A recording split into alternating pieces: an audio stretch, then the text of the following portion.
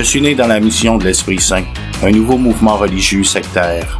Par chance, mes parents m'en sortirent vers l'âge de 5 ans. Toutefois, quelques années plus tard, ils m'introduisirent à la scientologie, une autre secte que j'ai fréquentée pendant plusieurs années avant de la quitter définitivement vers la mi-trentaine. Par la suite, j'ai poursuivi ma quête de sens au travers d'autres mouvements pour terminer mon parcours chaotique chez les évangéliques dans un piteux état. Mon nom est Michel Laflèche-Francoeur. Je suis l'auteur du livre « Les religions de mon père », de la mission de l'Esprit Saint à la scientologie. Dans cet épisode, je m'entretiens avec Jean-Sébastien Bourret et Michel Bellé, des Sceptiques du Québec.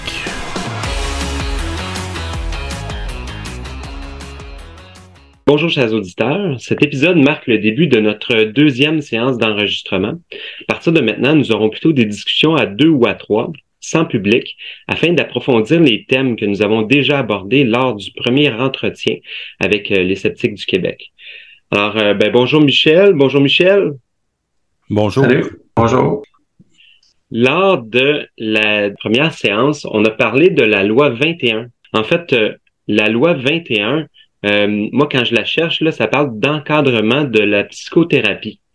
Et est-ce que tu peux nous dire un peu, Michel, pourquoi tu parlais de loi 21 la dernière fois?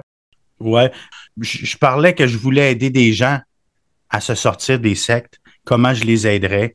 Je suis obligé de leur demander de retourner un petit peu avant qu'on leur inculque des nouvelles croyances qui fait qu'aujourd'hui, ils sont comme prisonniers d'un nouveau système de croyances avec lequel ils n'arrivent pas à se réintégrer en société, ils n'arrivent pas à se libérer. Pour faire ça, je suis obligé d'essayer d'aider la personne à retourner un petit peu avant qu'elle rentre là-dedans. C'était quoi ses aspirations dans la vie? C'était quoi ses rêves? C'est quoi qu'elle cherchait quand elle est rentrée là-dedans? Pour essayer de la retourner. Parce que quand on rentre dans une secte, on acquiert une personnalité sectaire qu'on appelle. C'est une personnalité qui se forge avec les nouvelles croyances qu'on nous inculque, les nouvelles habitudes, un nouveau langage que tu acquiers dans le nouveau mouvement religieux. Comme en scientologie, tu as plein de termes, même qu'à un moment donné, si tu parles tellement en scientologue que les gens dans la société ne comprennent même plus qu'est-ce que tu dis. À un moment donné, il faut que tu essayes de te débarrasser de cet endoctrinement.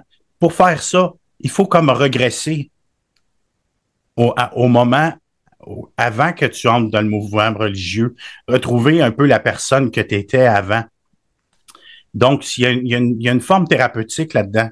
Et puis, c'est pour ça que je trouve que la loi 21 est un petit peu rigide, puis il met des gens comme moi dans une position délicate d'essayer d'aider d'autres personnes à se débarrasser du nouveau système de croyances qu'ils ont acquis en leur parlant de leur passé. Ce qui est réservé surtout à des psychothérapeutes. La loi 21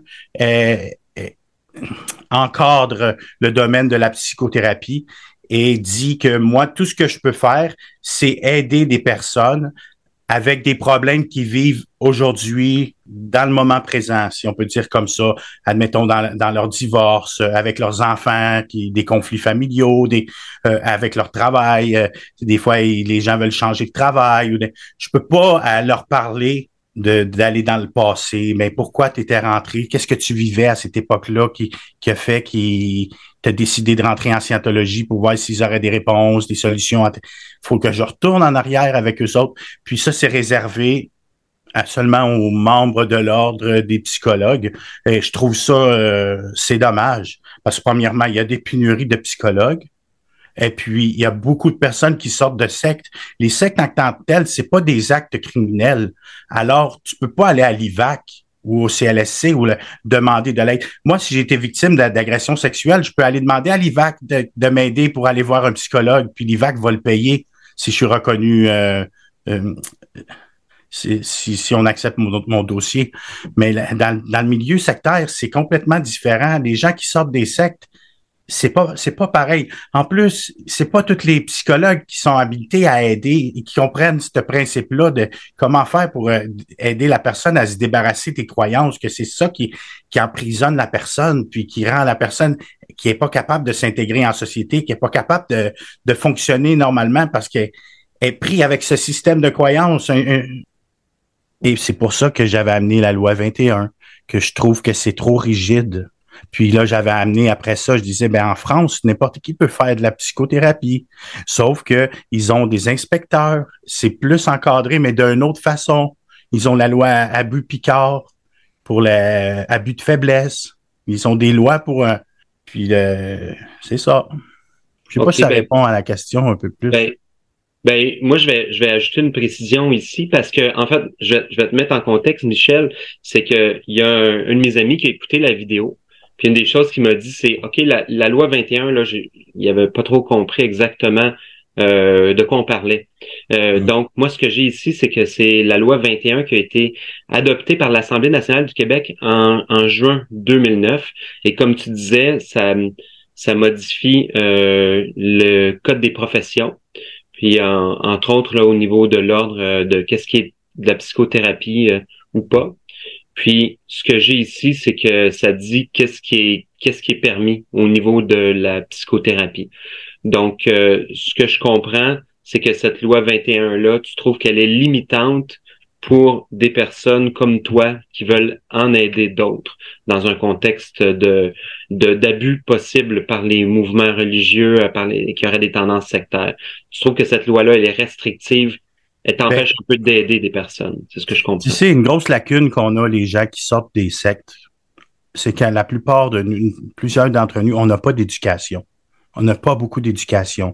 C'est plein qui ont même pas de secondaire 5. Puis, moi, là, je suis pas capable d'aller à l'université et me taper une maîtrise, un 4 ans de doctorat plus une maîtrise pour être capable d'avoir le droit de faire partie de l'ordre des psychologues ou des sexologues ou des gens qui sont habilités à...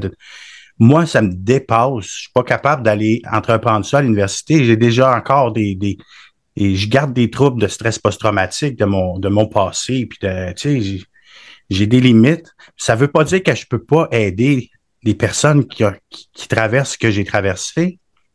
Alors, c'est comme si on nous dit, ben, si vous avez besoin d'aide psychologique, ben, vous êtes obligé d'aller voir une personne qui fait partie des ordres. En fait, c'est ça qu'on nous dit. Mais ça peut pas marcher comme ça. Premièrement, ils sont pas accessibles. Ça a pris 6 mois avant que je trouve quelqu'un. Puis encore là, je suis en thérapie, mais une fois par semaine, il faut que je monte jusqu'à Sherbrooke. Me tape 1 heure de route pour pouvoir voir un psychologue qui est agréé. Et c'est ça que je trouve dommage. Puis en plus, présentement, il y a des pénuries de psychologues. Les personnes qui peuvent nous recevoir en thérapie, il n'y en a pas beaucoup qui sont autorisées. Mais c'est plein de gens qui ont besoin d'aide. Alors, où est-ce que tu penses qu'ils vont se tourner vers qui? Là, après ça, quand ce genre de thérapie puis de discussion dont on a besoin d'avoir, quand ça a lieu dans un cadre religieux, là, ben là, on touche pas à ça parce que Oui. c'est de la religion. Oui. Alors, il y a plein de gens qui s'en vont et se tournent. C'est la même chose avec le système de santé qui est engorgé. Les gens qui sont pas capables d'avoir un médecin de famille, ben, qu'est-ce qu'ils font? Ils se tournent vers la médecine alternative. Mm-hmm.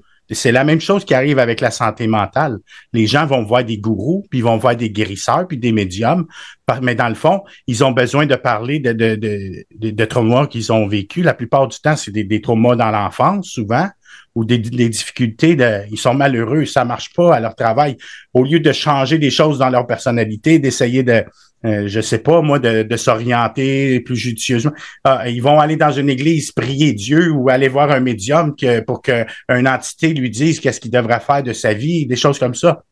Je veux dire, cette loi 21 encadre tellement le domaine de la santé mentale que ça laisse le champ libre à plein de gens qui font les choses en cachette. OK. Ou bien qui se cachent derrière le paravent de la religion, comme la scientologie le fait, parce que la scientologie en fait plein de pseudo-psychothérapie. Mais ils sont une religion. Alors, sur les dossiers, c'est écrit priest, de la confidence, je trouve pas le terme en français, mais on présente ça, c'est comme un confessionnal qu'on a fait. C'est un traitement religieux. Alors là, c'est permis parce que là, la loi 21 s'applique plus pareil. Est-ce que la loi 21 englobe les travailleurs sociaux? Ben, les travailleurs sociaux, il y en a plusieurs qui sont habilités à donner de la psychothérapie. Il faut qu'ils soient membres autorisés par l'ordre des psychologues. Puis, j'imagine Mais sans parler de psychothérapie, si on parlait seulement de relation d'aide. En relation d'aide, c'est ça qui arrive. Moi, j'ai regardé plusieurs programmes pour voir comment je pourrais aider, puis aller me chercher quelque chose que je pourrais comme m'annoncer, tu sais, pour pouvoir me proposer d'aider des gens. Puis encore là, c'est limité parce que tu peux aider les gens avec des problèmes qu'ils ont, des problèmes fonctionnels dans leur vie, des problèmes je sais pas, dans leur environnement, mais tu peux pas vraiment parler avec eux autres de ce qu'ils ont vécu dans le passé. Puis avec les sectes, c'est ça qu'il faut faire, d'après moi, là, à mon humble avis. La meilleure façon d'aider les gens qui se sont fait prendre dans des mouvements religieux, c'est qu'il faut retourner avant. Pourquoi tu es rentré là-dedans? Avant qu'on t'inculque telle croyance, qu'est-ce que tu croyais, toi, avant que Hubert t'enseigne ça, qu'il te rende ça dans la tête à coups de marteau, là? Toi, tu croyais quoi avant? Parce que c'est ça qu'est fait, c'est ça qu'ils font des nouveaux mouvements religieux. Tu rentres là-dedans, là, toi, t'es un gars plein d'entre-gens qui adore le monde, là. Puis là, c'est après 3 mois dans l'église, là, finalement, le monde à l'extérieur, c'est le monde de Satan. Les gens sont dangereux. Puis tous tes problèmes, c'est la faute des gens que tu fréquentes à l'extérieur. Puis, il faut que tu débarrasses les gens des croyances qu'ils ont acquis dans les sectes. Est-ce que ce que tu dis là, c'est très pertinent si les gens ont joint le nouveau mouvement religieux ou la secte à l'âge adulte, ça s'appliquerait probablement pas à quelqu'un qui serait né là-dedans, qui aurait grandi là-dedans. Mais effectivement, il y a sûrement une quête de sens. Si quelqu'un rentre, exemple, chez les scientologues, à l'âge de 18, 20, 25 ans, il cherche quelque chose, il essaie de combler un besoin. Ça peut être un besoin de socialiser, d'avoir comme un sentiment d'appartenance. Je pense que quand tu étais chez les évangéliques, c'était beaucoup ça, c'était pour avoir un groupe, tu aimais ça, être avec du monde, être en gang, puis avoir toutes sortes de besoins, mais ça doit tourner autour de ça, là, le sentiment d'appartenance. Oui, oui, exactement. Mais il y a une chose qu'il faut préciser, c'est que cet état de genre de quête de sens arrive à tout le monde. Ça peut arriver à tout le monde. N'importe quel jeune qui quitte la maison pour la première fois puis qui s'en va à l'université, qui est éloigné de ses parents pour la première fois, ou qui est en train de s'orienter vers quelle carrière qui va s'en aller. La quête de sens, c'est plus comme quand tu es dans une position dans ta vie où tu es comme dans une espèce de déséquilibre. Tu sais pas trop dans une période de changement. C'est pas nécessairement une quête de sens spirituel. Tu sais, il y a des gens qui rentrent en scientologie, là, qui croient pas en tout à Dieu, là. La scientologie vous vend des cours de communication, il vous vend des cours d'administration au travers de Wise, qui vend le programme qu'Hubert a mis en place pour administrer des entreprises. Ils ont Applied Scholastic qui est supposé d'aider les enfants qui ont de la misère à l'école. Ça n'a rien de spirituel là-dedans. Tu sais, c'est pas nécessairement des gens qui sont dans une quête de sens spirituel là, qui vont rentrer dans un mouvement comme la scientologie. C'est sûr que si tu t'en vas dans une église chrétienne, c'est sûr qu'en partant, t'as un côté, tu sais, il y a des gens qui aiment la religion, ils aiment ça, puis ils croient en Jésus, puis ils ont le droit, tu sais. Mais là, tu arrives dans l'église parce que tu as une soif un petit peu plus, des fois, de te retourner, d'introspection, de te retourner sur toi-même, tu sais, d'essayer de trouver un sens un petit peu pour ton avenir. Qu'est-ce que tu pourrais faire de significatif? Tu sais, toutes sortes de genres de questions qui sont bien correctes là, en tant que telles. Puis tu rentres dans l'église, puis hop, tout d'un coup, là tu as un leader, puis tu as une personne qui t'appelle à chaque semaine, puis qu'elle essaye de t'orienter vers le... Puis là, t'es pas venu dimanche passé à l'église. Puis finalement, est-ce que tu payes de la dîme? Est-ce que tu mets un petit peu d'argent dans le... Tu sais, au début, tu payes pas la dîme, essaye de calculer un pourcentage, là, parce que dans la Bible, c'était comme ça, c'est des pourcentages. Peut-être que tu pourrais donner 5% de ton salaire au lieu de 10%. Tu sais, tranquillement, là. Mais toi, tu es rentré là juste parce que tu es dans une espèce de quête. Tu sais, il y a des gens qui sont plus méditatifs, il y a des gens qui sont sportifs, il y a du monde qui aime le hockey, puis il y en a d'autres qui aiment aller au musée. Puis ça peut être de la curiosité aussi. Peut-être quelqu'un passe tout le temps devant l'église de Scientologie, puis il se dit, ben, ça fait des semaines, ça fait des mois que je passe devant le bâtisse, je vais aller voir qu'est-ce qui se passe à l'intérieur. Je suis curieux. Ça peut être aussi simple que exactement, ça peut être ça par simple. Les gens peuvent être curieux. C'est sûr que c'est pas toujours la même raison. Mais ce que tu nous dis, c'est qu'à partir du moment où quelqu'un rentre, pour regarder l'exemple de la Scientologie, il rentre avec ses propres besoins qui vont varier d'une personne à l'autre. Peut-être qu'il est dans une période de déséquilibre, peut-être qu'il a une curiosité, peut-être qu'il a envie de se faire des amis, il est arrivé dans une nouvelle, il a changé de ville, il a envie de se faire des amis. Tu sais, il peut avoir une longue liste de raisons. Mais peu importe les raisons pour lesquelles il met le pied dans la place, une fois qu'il a mis le pied dans la place, il doit avoir certains besoins qui sont comblés, qui fait que il retourne. Donc, toi, quel besoin, mettons, ça comblait quand te rappelles-tu un peu quand tu étais jeune, quand tu avais 11, 12, 13 ans, ton père était là-dedans, te rappelles-tu quel besoin ça comblait d'être la première fois là, quand tu étais ado, pré-ado, là, 11 ans, quel besoin ça comblait? Ben chez moi, quand j'ai rentré en Scientologie, premièrement, un besoin que j'avais, c'était d'être près de mon père. OK. Parce que mon père, je l'avais pas vu beaucoup dans les dernières années parce quand j'étais déménagé avec lui, ma mère avait pris 5 enfants, mon père en avait pris 3, les 3 garçons plus vieux. Puis c'est comme si lui, là, il pensait qu'on était capable de se débrouiller tout seul. Oui. Alors, il était toujours parti, on le voyait jamais. Puis nous, on arrivait de la mission de l'Esprit Saint. Puis dans la mission de l'Esprit Saint, là, à partir de l'âge de 11-12 ans, là, on est supposé d'être autonome. Alors, quand mon père m'a invité à la Scientologie, moi, je voulais que mon père m'aime et je voulais être plus près de lui. En allant en Scientologie, que lui était toujours en Scientologie, ben, je passais plus de temps avec mon père et j'avais son approbation d'être là. Et puis, en plus, c'est sûr que moi, j'ai beaucoup d'entre-gens, puis j'aime le monde. Puis j'arrivais en Scientologie, il y avait les gens étaient gentils, les gens étaient sympathiques. C'est des choses qui m'ont... J'ai aimé ça en partant, mais moi, j'avais 11 ans, là.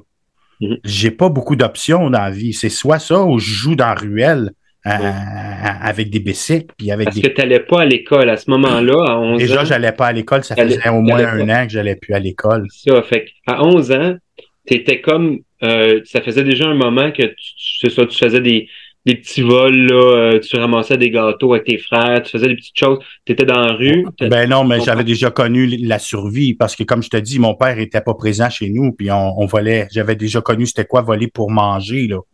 Pas faire des petits larbins, là, juste pour non, pour être malcommode.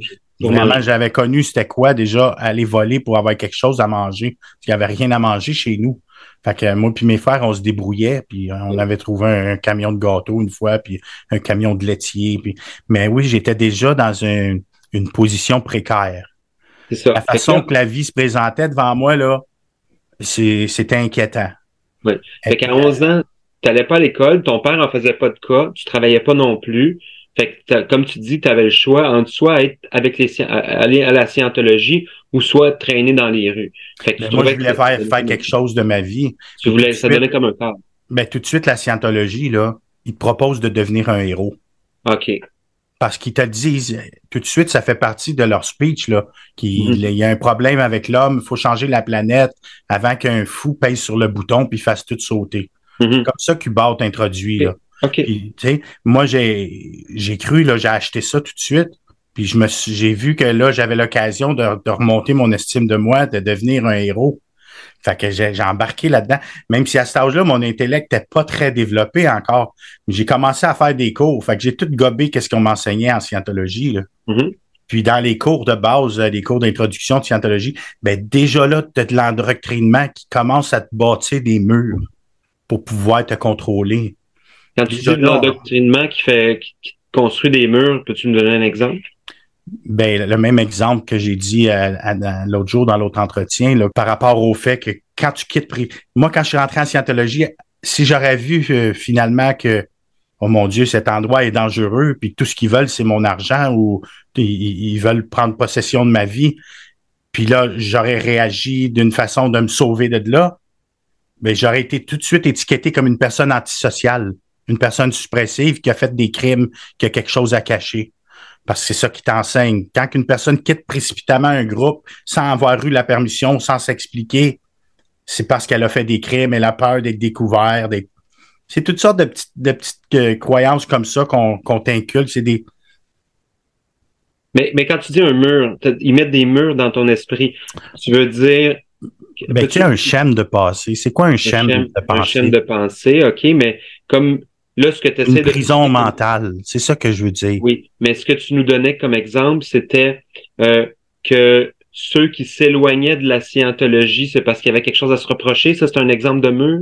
Non, quelqu'un qui quitte précipitamment un groupe. Quelqu'un qui quitte précipitamment un groupe, c'est qu'il y a quelque chose qui a quelque chose à se reprocher. Peu importe le groupe. Quelqu'un qui a quelque chose à se reprocher. C'est parce qu'il y a quelque chose à se reprocher.